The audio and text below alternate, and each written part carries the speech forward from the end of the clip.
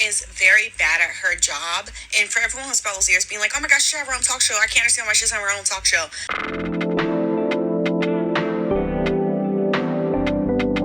This podcast is evidence to why they never gave it to her. Because while she is a great interviewee, right, like she will give us fun moments, she will give us viral clips, right, she'll give us a soundbite because she's very interesting. She's a terrible interviewer because she cannot stop making things about her.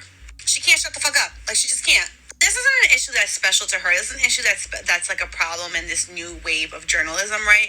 Where, like, even like when I watched it go down with the Breakfast Club, right? And the Breakfast Club is like making headlines because of like they're in a tit for tat, right? It's like journalists are supposed to be blank pages, right? Like, their job is to tell a story. It's to become the story. A good journalist in an interview should say so little about themselves, just say so little in general, to the point where we can almost take out all of their questions, take out every single line they said, and the story should still make sense. Before I even get to the critique of her interviewing style, I just want to say, like, she keeps choosing to be on the weirdest side of history. Like, I can't help but continue to side-eye her because just, like, what are you even doing? Like, you went on that Wendy Williams interview and you made such a big fuss about how Trey Songz violated your consent, right? And how basically he made you feel uncomfortable. And we all were by your side, like, you have the right to say that. And then turned around and went on the Breakfast Club and defended R. Kelly and said, well, he's never been that person with me, so I don't know what you guys are talking about. Then you publicly out your baby daddy for being abusive. Again, we are all on your side. We all feel very bad about that. And then turn around and spot it out at a Chris Brown concert.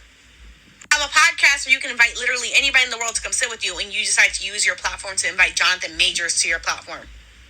It's just like, you have a very unnatural allegiance to losers, and I can't understand it. But I knew for a fact that this was an issue when, I know this is going to seem like a silly example, but when the whole Love Island thing was happening, and like she chose to have, one when she did her interview with Shelly and Alexandria, and the way that she was talking to Alexandria really pissed me off. Continuing to emphasize how much she loves Shelly and Ace. I just love them together. They're just so cute. I just love them together. And then trying to spin the block on Alexandria, being like, you sure you want to get back with Taylor? You sure you and Taylor? You sure you and Taylor can't work it out? I really liked you and Taylor. Everybody really liked you and Taylor together, even though you full on knew that Alexandria was with Nick. Mind you, why the fuck would you like her with Taylor when Taylor embarrassed her and humiliated her on public television? Why would you want that for her? Simply because he's black? Like, why would you push that on her? And then ending that podcast episode saying, hey, I love Shelly and Ace together. I hope they really make it work. And I hope Orlandria finds happiness with whoever she ends up with. Even like, you know, she's in a full-blown relationship with Nick. Like, your blind allegiance to black men is insane to me, because when Issa Rae said we're rooting for everybody black, we were not talking about black men who treat black women like shit. We just weren't. But you choose to interview Offset. Okay, another weird choice, but okay, not that big of a deal, but okay, I'll let you have it. Like, weird choice, but I'll let you have it, right? And you're the first person to interview him. You get a chance to ask him about the whole ordeal and the ongoing rumor that he fucked Sweetie, and that's the reason why Migos broke up, right? Which is essentially confirmed at this point, right? Because, like, everyone is saying it. You ask him a question, you ask him about it, and you give him a chance to answer, to be like, hey, is there any truth to this, right? So basically she asked him, she's like, you know, and the rumor is that you and Sweetie hooked up, and that's the reason for the fallout between you and Quavo, and essentially why Migos broke up. Is there any truth to that? Offset then responds and says, I had heard about that. I heard about that on the internet. She says, well, why do you think people are saying that? Already the wrong follow-up question. He goes, I don't know. I don't know why people would say that. And without giving him a chance to keep talking, she goes on to say, she's like, do you think that people were saying that because they were trying to mess up your business deals, because they were jealous of what you had going on? And he immediately looks over and says, yeah, that's why. That's not what the fuck he was going to say. That's not what he was going to say at all. He was caught in a lie, and he was trying to figure out the best way possible that he could lie and find his way out of it. And he didn't have an answer, which is what was taking him so long to respond. And if you were a good journalist, you would shut the fuck up and let him get there on his own. Let him force him to flat out lie or admit to the truth. Instead, because you are PR change, you force fed him a PR answer and gave him an out. That is terrible journalism. Have these guests on these shows, and instead of letting them speak their truth until thing, you force feed them whatever your opinion is, and you essentially walk them there, and all they say is, yeah, I guess, okay. Like, before you go into these interviews, instead of working off facts, you are working off of your personal opinions, and then are force feeding your personal opinions down their throats and making them agree to what you think happens or how you feel about the situation.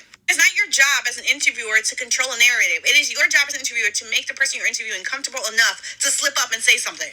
Like, why are you interviewing someone and I'm hearing so many of your personal opinions that you are stating like they're facts? I'm sorry, that shit just drives me insane.